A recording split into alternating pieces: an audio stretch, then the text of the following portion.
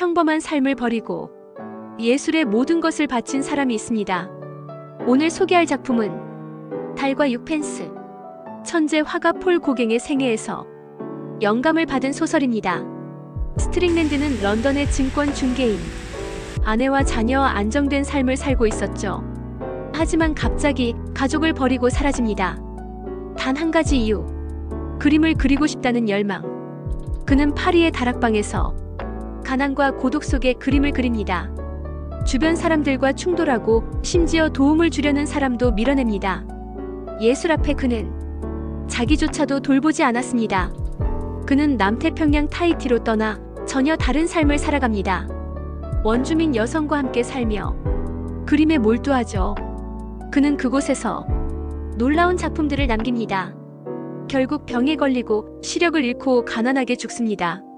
하지만 죽은 후 그의 그림은 세상에서 인정받습니다. 마지막으로 여러분, 달과 6펜스는 묻습니다. 현실을 살 것인가? 꿈을 좇을 것인가? 달을 바라보지만 6펜스를 줍지 못하는 우리. 당신이라면 어떤 선택을 하시겠습니까? 이번에는 이 작품의 문학사적 의의를 살펴보겠습니다. 달과 6펜스는 1919년에 발표된 서머셋 모음의 대표작으로 20세기 초 영국 문학에서 중요한 위치를 차지하는 작품입니다. 당시 유럽은 제1차 세계대전을 갓 마친 혼란기였고 기존의 가치와 제도 그리고 문명에 대한 회의가 깊어지던 시기였습니다. 이 소설은 바로 그런 시대의 분위기 속에서 예술과 인간 존재의 본질을 탐구하며 주목받았습니다. 형식적으로 보면 달과 6펜스는 전통적인 전기 형식을 빌린 픽션적 전기체입니다. 작중 화자가 제3자의 시선을 통해 스트링랜드라는 인물을 따라가며 그의 삶을 기록하는 방식은 객관성과 주관성 사이에 미묘한 긴장을 만들어냅니다. 모음은 절제된 문체와 간결한 표현으로 깊은 내면의 움직임을 드러냅니다. 겉으로는 단순한 인물의 삶을 따라가는 이야기 같지만 그 속에는 예술의 본질, 사회적 규범의 부조리, 그리고 인간 욕망의 근원에 대한 철학적 물음이 담겨 있습니다.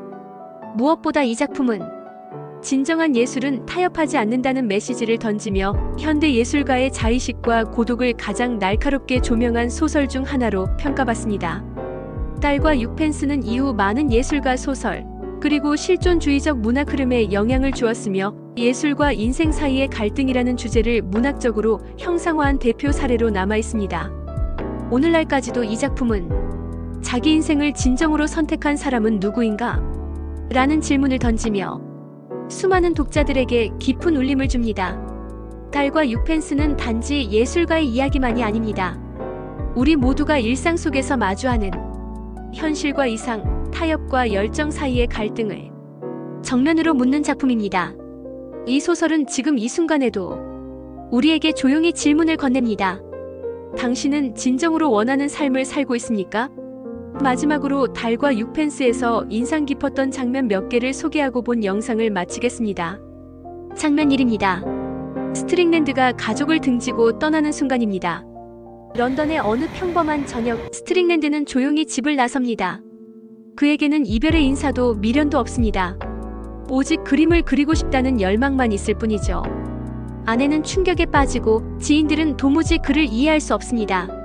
하지만 그는 한치의 망설임도 없이 자신의 삶을 뒤엎습니다. 가족도 돈도 체면도 중요하지 않아. 오직 그림만이 내게 의미가 있어. 이 장면은 그가 어떤 사람인지를 강렬하게 각인시키는 출발점이 됩니다. 장면 2는 파리의 다락방에서 그린 첫 그림입니다. 초라한 다락방, 냉기 서린 방 안에 스트링랜드는 무릎을 꿇고 그림을 그립니다. 거칠고 투박한 붓질. 하지만 거기엔 그의 혼이 실려 있습니다. 그림은 세련되지 않았지만 어딘가 사람을 끌어당기는 힘이 있었습니다. 그는 그렸고 그 안에서 살아 숨쉬고 있었다. 이 장면은 예술이 그에게 생존 그 자체였음을 보여줍니다.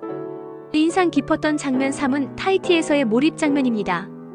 타히티의 뜨거운 태양 아래 스트링랜드는 완전히 다른 사람처럼 보입니다. 검게 그을린 피부, 이국적인 마을에서 웃는 모습.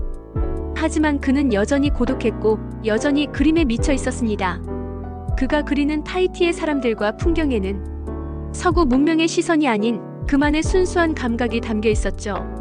이 장면은 그가 비로소 자유롭게 숨쉬던 순간을 보여줍니다.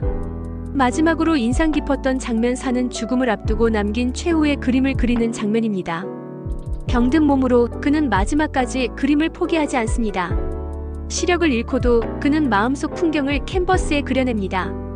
그의 지평면 가득 강렬한 색채의 벽화가 남겨졌고 그것은 세상을 향한 마지막 유언이 됩니다. 그는 말합니다. 이건 누구에게 보여주려고 그린 게 아니야. 나 자신에게 내가 살아있었다는 증거야. 이 장면은 예술가의 혼이 담긴 소름 끼치는 클라이맥스입니다.